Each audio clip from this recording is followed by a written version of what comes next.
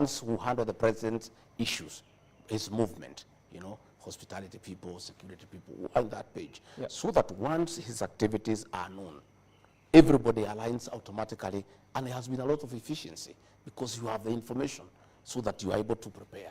If you are going by road, you know.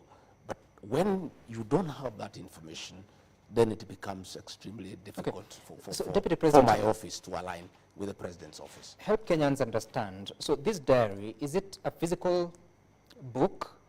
It's a WhatsApp group. It's a WhatsApp group. WhatsApp group. It's every day, things now are good with this digital space. It's a WhatsApp group, and it's updated as you go on. And the president updates it sometimes himself, the controller does, and we all keep on aligning. So sometimes he'll have a program, he'll move it from this day to that day.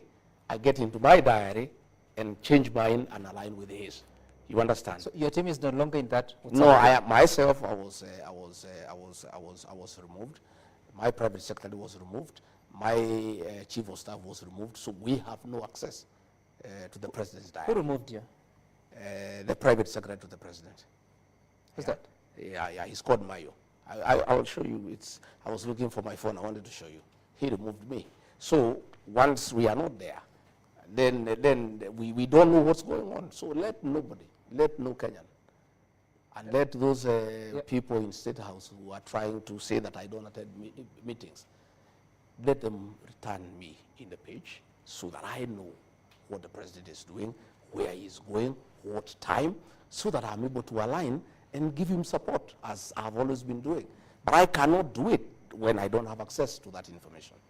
Does the president know you're no longer in the WhatsApp group? I don't know. I've not asked him. You haven't? No. And it's been how long? You said a week? I think it's about a week. About a week? About a week. And you haven't spoken to him about it? No, I've not spoken to him about it. To be truthful, initially I thought it's a little bit petty.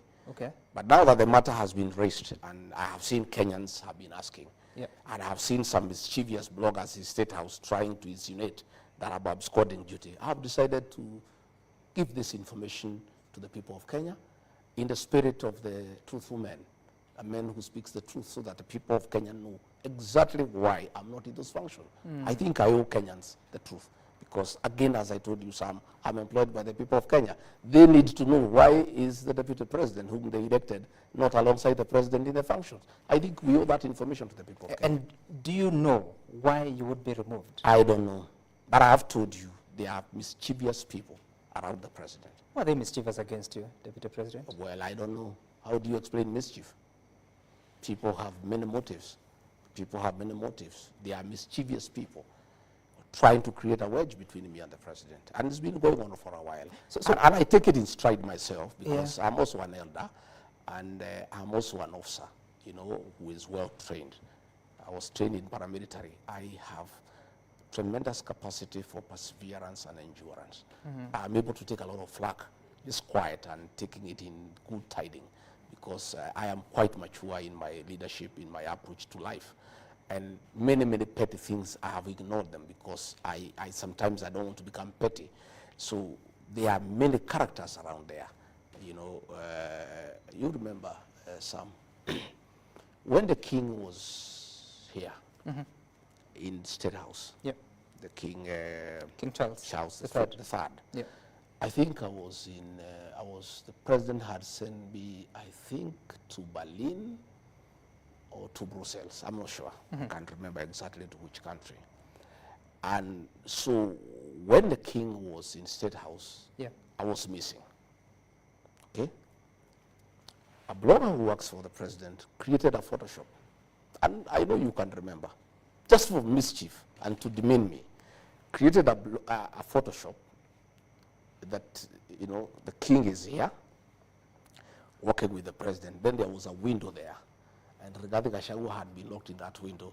And he actually circulated on his blog. Until Kenyans complained, then he brought it down. Just to demean the deputy president. And these are people who work for the president. And you wonder why. How come you work for the president? You want to demean his deputy. And I told them, I raised it with them, the head of communication. I said, you think you are demeaning the deputy president? You are not. You are demeaning the president. If there is a perception that the president has locked his deputy in a room somewhere so that the king does not see him. Who looks bad in this situation? It's the president who looks bad. So there are many people around the president who are very petty, who are full of mischief, and who are hell-bent on creating conflict within the presidency. I would like to ask the people who work for the president to be honorable and decent people. Let the deputy president have access to the president's diary, unless the president himself has expressly given instructions that he doesn't want his deputy to have access to his diary. If that is the case, I'll accept it. Is it a possibility? I don't think it's a possibility. I don't think President William Ruto would go that down. But if then I am not reinstated, now that I have brought it in the public and the president will know about it. Yes. If I'm not reinstated, then it follows. It is clear. And then the instructions that says a lot about your relationship with the president. You just said that because you've raised it in the public, now the president will know about it. What happened to the two of you? I don't know. You were very happy on the day of inauguration. In the weeks before the election, you were very happy moving around the country. Know. Looking at it, I am not a mystical person. I'm a Christian and a very true believer. But I think it looks like there is a jinx around this office of the deputy president. And President William Ruto had a very rough time with the President Uhuru Kenyatta. Right. But luckily for him, he had 5 years to work and work very well without any disturbance. President William Ruto gave a promise, a commitment to the people of Kenya. When he was complaining the way he was persecuted, he was mistreated, he was demeaned, he was harassed, he gave a commitment to the people of Kenya that under his watch, if they elect him as president, his deputy will never be demeaned, his deputy will never be harassed, his deputy will never be persecuted, his deputy will never be disrespected, and his deputy will be facilitated to work and work well. For the first year, that happened, and I'm grateful to him because he did not allow anybody to disrespect me. He did not allow anybody to interfere with my work. But the second year, I must tell you, that is happening. You know, cabinet ministers have been abusing the deputy president. Just the way it was happening during the time of Uhuru Kenyatta. You remember Tobiko called President William Ruto a clerk. MATIANG'I wrote him a message that called him an idiot. And people disrespected him. People were intimidated. People were harassed. And President William Ruto made a commitment to the people of Kenya that if he is elected president, it will never happen that his deputy will be disrespected. Today, the deputy president is abused by people hugging on his car, and the president is quiet.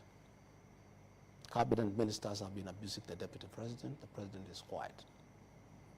The president has given many promises to the people of Kenya.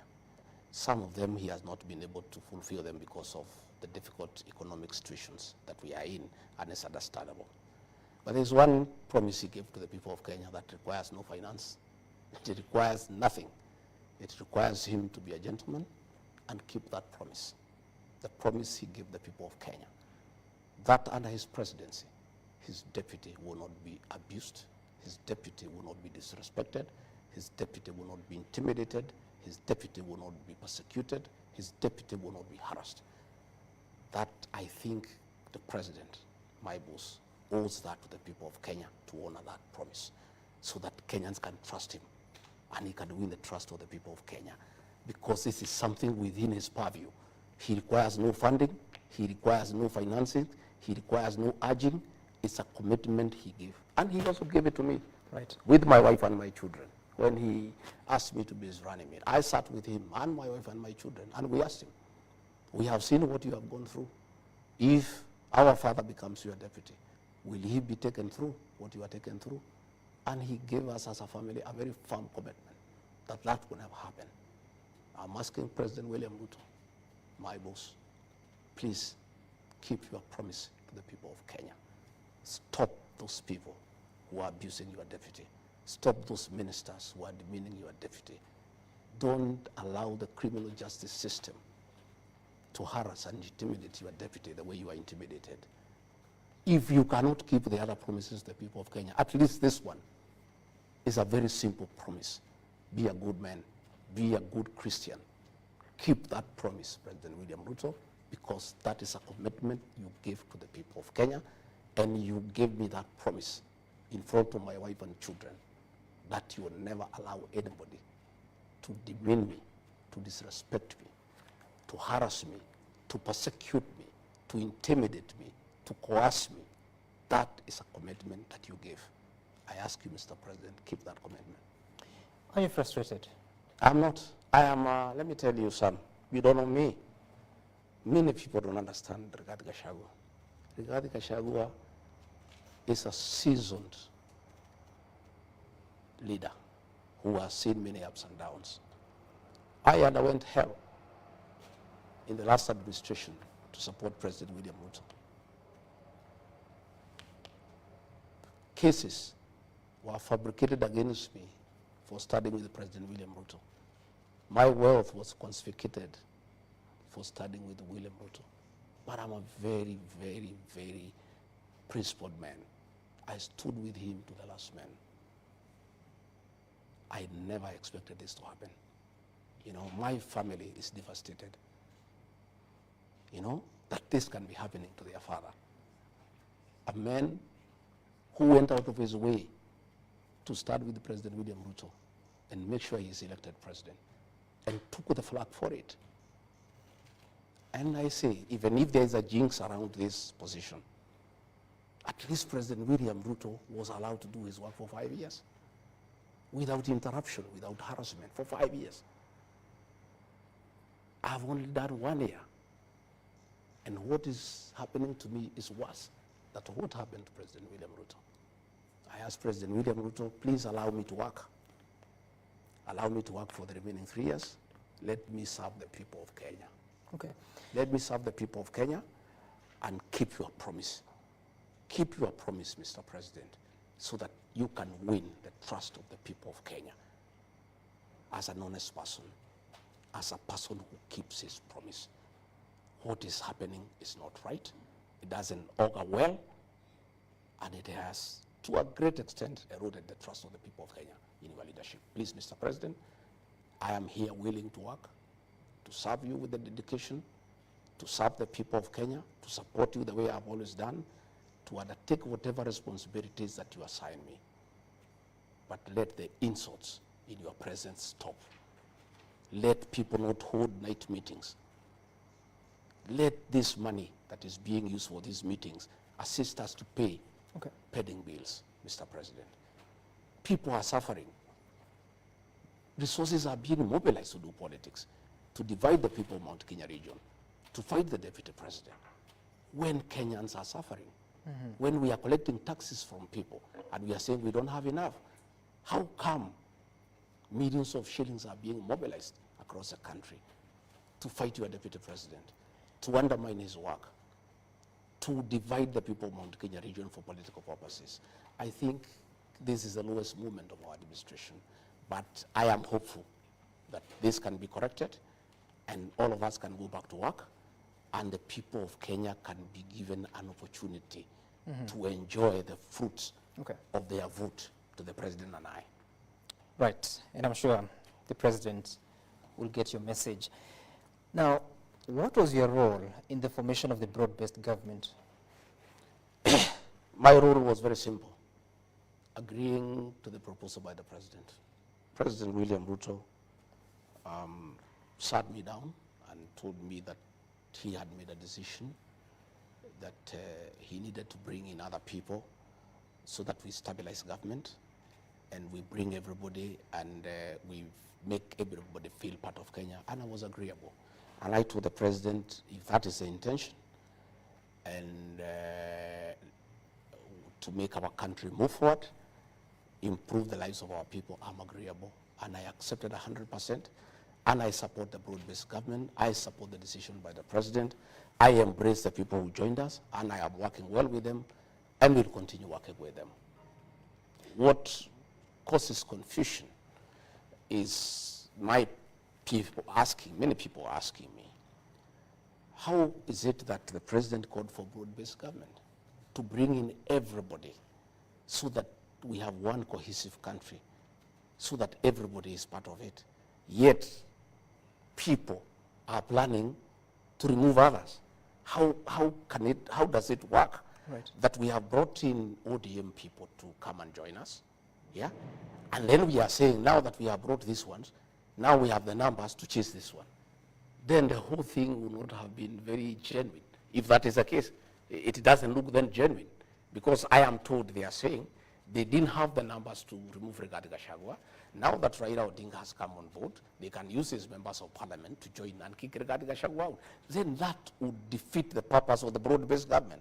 But from what the president told me, and I believed him, is that we are bringing these people so that we have one country that is cohesive and we carry everybody along. And it made sense to me. Do you still and I'm him? still persuaded that is the way to go. Okay. But from what I am hearing from these characters, for the meetings that they hold, and there are people very close to the president, is that the purpose of the broad-based government was to get numbers so that they can get the numbers from ODM, join the ones from Kenya Kwanza to chase Rigathi Gachagua away. If that was the intention of the broad-based government, then that would have been the deception of the highest order. And I don't think people would ever forgive the president if that was the intention.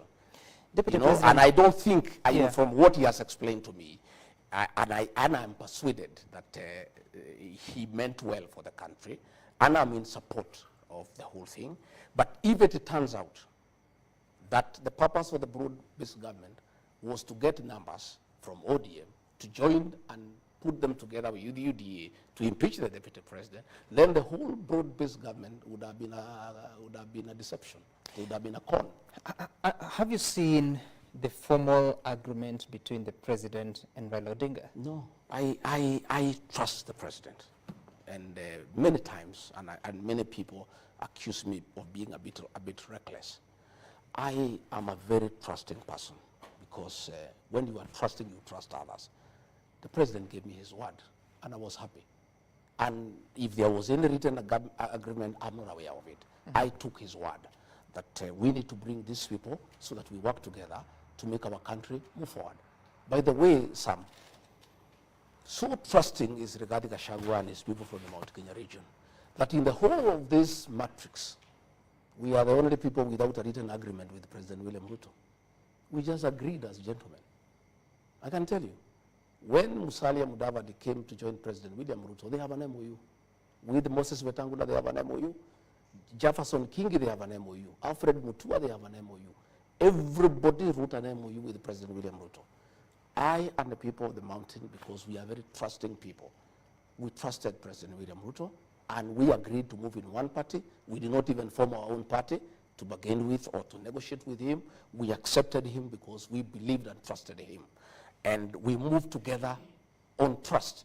And what we agreed is what we are proceeding on. So I have never asked the president for any written document or anything. I always take his word for it, because I'm trusting, so I also trust. Do you regret that decision?